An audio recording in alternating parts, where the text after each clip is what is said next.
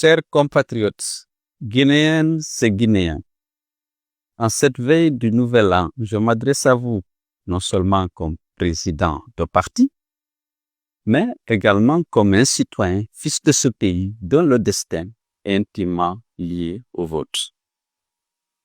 L'année 2025 se termine dans un contexte critique qui marquera à jamais l'histoire de notre pays.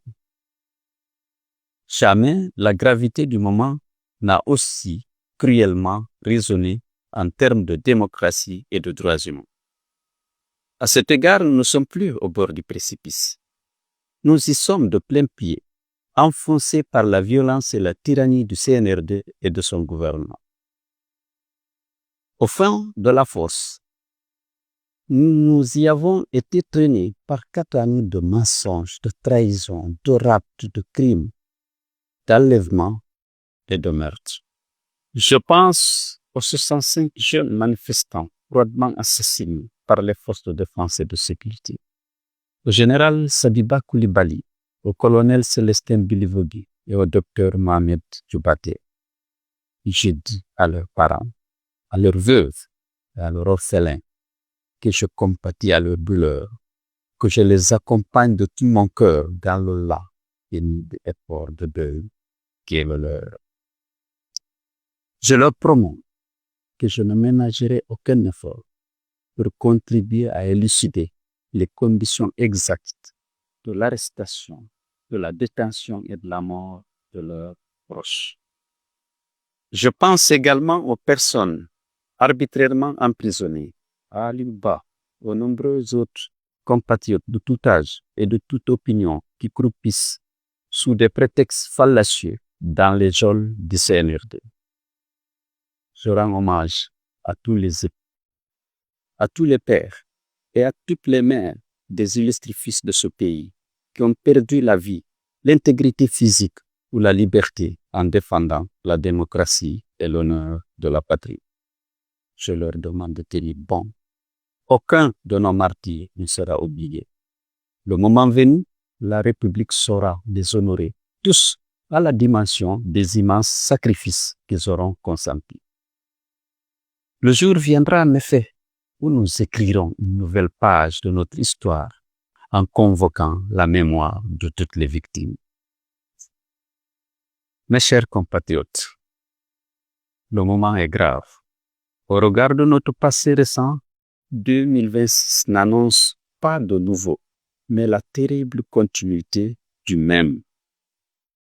Le moment est grave parce qu'on nous annonce la fin d'une transition et le retour à l'ordre constitutionnel, alors qu'on a assisté à une prolongation du régime d'exception. Le moment est grave parce que l'annonce d'une nouvelle ère est en réalité une plongée dans les ténèbres, avec la fin du pluralisme politique et l'installation d'une tyrannie civilo-militaire. Mes chers compatriotes, le propre d'une tyrannie, c'est d'élever l'illusion au rang de foi. Nous avons été témoins d'une accélération des illusions cette année 2025. Le programme Simandouf est un miroir aux alouettes. Jusqu'à ce jour, les autorités refusent de publier les conventions avec nos partenaires dans le projet. Que nous cache-t-elle? La transparence et la loyauté envers le peuple commandent de rendre publiques toutes les conventions conformément au code minier et à nos engagements par rapport à l'ITE. Si l'on sait que notre participation dans le capital des sociétés impliquées dans l'exploitation de nos minerais est de 15%, et donc notre part de bénéfice aussi, l'on ignore tout du régime fiscal applicable à ces sociétés et les raisons pour lesquelles la construction d'un port à eau profonde à Moribaya a été abandonnée. Le peuple a le droit de savoir où vont ces ressources et comment l'argent public est utilisé.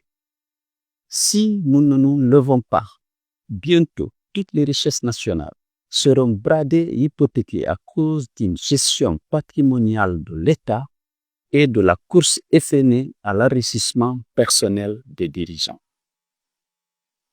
La crise que notre pays traverse n'est pas seulement politique ou économique, elle est aussi morale. Une crise où nos valeurs sont bafouées, nos symboles affaiblis et où la confiance entre les institutions et les citoyens est profondément brisée. Même une partie de l'élite disposant de bonnes informations et de capacités d'analyse indéniables n'a pas échappé à la corruption et à l'intimidation du pouvoir pour s'ériger très souvent en défenseurs chevronnés de la mauvaise gouvernance, des meurtres, des disparitions forcées, des privations de liberté et même du parjure. Mes chers compatriotes, après le coup d'État par les armes du 5 septembre 2021, nous venons d'assister à un coup d'État par les urnes ce 28 décembre 2025.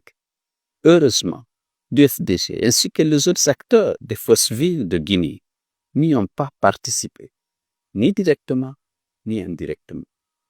Ils avaient demandé à la population de ne pas s'associer à cette mascarade dont le seul objectif était de donner un semblant de légitimité à une confiscation programmée du pouvoir par la junte. Nous nous réjouissons de constater que notre message a été largement entendu et suivi. Nous savons que les autorités ne manqueront pas de proclamer des résultats qui n'auront aucun rapport avec la vérité des urnes. Elles ne se priveront pas d'accroître démesurément les taux de participation et les votes favorables à leurs candidats. Mais tous les observateurs objectifs savent que l'écrasante majorité des Guinéens a refusé de s'associer à ce second coup d'État du chef de la junte. Je tiens à les remercier et à les féliciter pour cette attitude digne et responsable, car ce scrutin n'a été ni démocratique, ni conforme au serment de Mamadi Doumbouya de ne pas être juge et parti. Ce n'est pas un président de la République qu'on a cherché à élire, c'est un roi qu'on a demandé d'introduire. Mais qu'on le sache, on peut confisquer un scrutin, mais on ne confisque pas une conscience. On peut détourner un résultat, mais on n'efface pas la volonté d'un peuple debout. Les Guinéens n'ont jamais baissé les bras. Ils ne les baisseront pas cette fois-ci non plus. Ils savent que si le chemin peut être long, la victoire dans la lutte pour la démocratie est certaine. Le combat pour la démocratie est un combat de longue haleine. Les Guinéens qui ne manquent ni d'esprit patriotique, ni d'esprit de sacrifice sont prêts à le mener jusqu'à la victoire. Je sais que rien, ni la menace, ni l'intimidation, ni l'appât de gain me les détournera de ce combat exaltant. Mes chers compatriotes, la seule alternative que nous offre le CNRD et son gouvernement est celle de résister ou de périr. Face à cette logique de violence, nous devons répondre par le rassemblement et la mobilisation générale de tous les Guinéens, au-delà des partis politiques, des régions et des confessions religieuses. Dans cet élan, une place de choix doit revenir à la jeunesse. Jeunes de Guinée, ne vous laissez pas raconter l'histoire de votre pays. Faites-la. Vous débordez de patriotisme. Vous bouillonnez d'énergie. En plus, vous avez le nombre, puisque les moins de 35 ans représentent plus de 70% de la population. Prenez conscience de votre force. Mobilisez-vous, organisez-vous. Occupez l'avant-scène du combat pour la démocratie et les libertés. Le pays a besoin de vous. Arrêtez de subir les arbitres du pouvoir que vous n'avez pas choisi. Mamadi Doumbouya doit partir. Celui qui a violé la charte de la transition et sa parole d'officier ne respectera pas la Constitution et vos droits et libertés que celle-ci protège. Mes chers compatriotes, comme vous le savez, l'IFDG est suspendu injustement et sans aucune base légale, avec l'unique objectif de nous faire taire et de nous exclure. Ils se trompent, car on ne suspend pas une idée, on ne dissout pas un idéal. Rien n'arrêtera le train de la liberté de l'IFDG. Face à l'intimidation et à la corruption, les plus fragiles, les cyniques et les opportunistes descendront du train. Mais ils seront immédiatement remplacés par d'autres encore, plus nombreux et plus déterminés. L'IFDG a l'ambition de conquérir le pouvoir et de l'exercer au bénéfice de toute la Guinée et de tous les Guinéens. Mais le parti se veut surtout à l'avant-garde d'un combat plus noble encore, celui d'être un rempart sûr contre les violations des droits de l'homme et les restrictions de liberté publique. C'est pourquoi il ne peut se prêter à la compromission ni servir de caution à la tyrannie.